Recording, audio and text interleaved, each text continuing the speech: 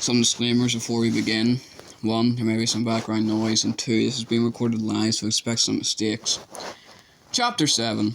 There are many, many types of books in the world, which makes good sense because there are many, many types of people, and everybody wants to read something different. For instance, people who hate stories in which terrible things happen to small children should put this book down immediately. But one type of book that practically no one likes to read is a book about the law. Books about the law are notorious for being very long, very dull, and very difficult to read. This is one reason many lawyers make heaps of money. The money is an incentive. The word incentive here means an offered reward to persuade you to do something you don't want to do, to read long, dull, and difficult books. The Baudelaire children had a slightly different incentive for reading these books, of course. Their incentive was not heaps of money, but preventing Count Olaf from doing something horrible to them in order to get heaps of money. But even with this incentive, getting through the law books in Justice Strauss's private library was a very, very, very hard task. "Goodness," Justice Strauss said when she came into the library and saw what they were reading. She had let them in the house, but immediately went into the backyard to do her gardening, leaving the Baudelaire orphans alone in her glorious library. "I thought you were interested in mechanical engineering, animals of North America, and teeth. Are you sure you want to read those enormous law books? Even I don't like reading them when I work in law." "Yes," Violet lied. "I find them very interesting, Justice Strauss." "So do I," Klaus said. "Violet and I are considering a career in law, so we are fascinated by these books." "Well," Justice Strauss said, "Sonny can't possibly be interested. Maybe she'd like to come help me with the gardening." "Whippy!" Sonny shrieked, which meant I'd much prefer gardening to sitting around watching my siblings struggle through law books. "Well, make sure she doesn't eat any dirt," Klaus said, bringing Sonny over to the judge. "Of course," said Justice Strauss. "We wouldn't want her to be sick for the big performance." Violet and Klaus exchanged a look. "Are you excited about the play?" Violet asked hesitantly. Justice Strauss's face lit up. "Oh, yes," she said. "I've always wanted to perform on stage ever since I was a little girl, and now Count Olaf has given me the opportunity to live my lifelong dream. Aren't you thrilled to be a part of the theatre?" "I guess so," Violet said. "Of course you are," Judge Strauss said, stars in her eyes and Sonny in her hands. She left the library, and Klaus and Violet looked at each other and sighed. "She's stage-struck," Klaus said. "She won't believe the Count Olaf is up to something no matter what."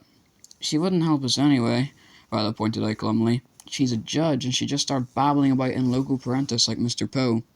"That's why we've got to find a legal reason to stop the performance," Klaus said firmly. "Have you found anything in your book yet?" "Nothing helpful," Violet said, glancing down at the piece of scrap paper on which she had been taking notes. 50 years ago there was a woman who left an enormous sum of money to her pet weasel and none to her 3 sons. The 3 sons tried to prove that the woman was insane, so the money would go to them. "What happened?" Klaus asked. I think the weasel died," Violet replied, "but I'm not sure. I have to look up some of the words." "I don't think it's going to help us anyway," Klaus said. "Maybe Count Olaf is trying to prove that we're insane so he'd get the money," Violet said. "But why would making us be in The Marvelous Marriage prove we were insane?" Klaus asked. "I don't know," Violet admitted. "I'm stuck. Have you found anything?" "Around the time of your weasel, lady," Klaus said, flipping through the enormous book he had been reading, "a group of actors put on a production of Shakespeare's Macbeth, and none of them wore any clothing." Violet blushed. "You mean they were all naked on stage?" "Only briefly," Klaus said, smiling. "The police came and shut down the production. I don't think that's very helpful either. It was just pretty interesting to read about." Violet sighed. "Maybe Count Olaf isn't up to anything," she said. "I'm not interested in performing in his play, but perhaps we're all worked up about nothing. Maybe Count Olaf really is just trying to welcome us into the family." "How can you say that?" Klaus cried. "He struck me across the face." "But there's no way he can get a hold of our fortune just by putting us in a play," Violet said. "My eyes are tired from reading these books, Klaus, and they aren't helping us. I'm going to go out and help Justice Strauss in the garden." Klaus watched his sister leave the library and felt a wave of hopelessness wash over him. The day of the performance was not far off, and he hadn't even figured out what Count Olaf was up to, let alone how to stop him. All his life, Klaus had believed that if you read enough books you could solve any problem, but now he wasn't so sure. "You there," a voice coming from the doorway startled Klaus out of his thoughts. "Count Olaf sent me to look for you. You ought to return to the house immediately." Klaus turned and saw one of the members of Count Olaf's sailor troop, the one with hooks for hands, standing in the doorway. "What are you doing in this musty old room, anyway?" he asked in his croak of a voice, walking over to where Klaus was sitting. Narrowing his beady eyes, he read the title of one of the books. Inheritance Law and Its Implications, he said sharply. Why are you reading that? Why do you think I'm reading it? Klaus said. I'll tell you what I think. The man put one of his terrible hooks on Klaus's shoulder. I think you should never be allowed inside this library again, at least until Friday. We don't want a little boy getting big ideas. Now, where is your sister and that hideous baby? In the garden, Klaus said, shrugging the hook off of his shoulder. Why don't you go and get them? The man leaned over until his face was just inches from Klaus's, so close that the man's features flickered into a blur. Listen to me very carefully, little boy, he said, breathing out foul steam with every word. The only reason Count Olaf hasn't torn you limb from limb is that he hasn't gotten hold of your money. He allows you to live while he works out his plans. But ask yourself this, you little bookworm. What reason will he have to keep you alive after he has your money? What do you think will happen to you then? Klaus felt an icy chill go through him as the horrible man spoke.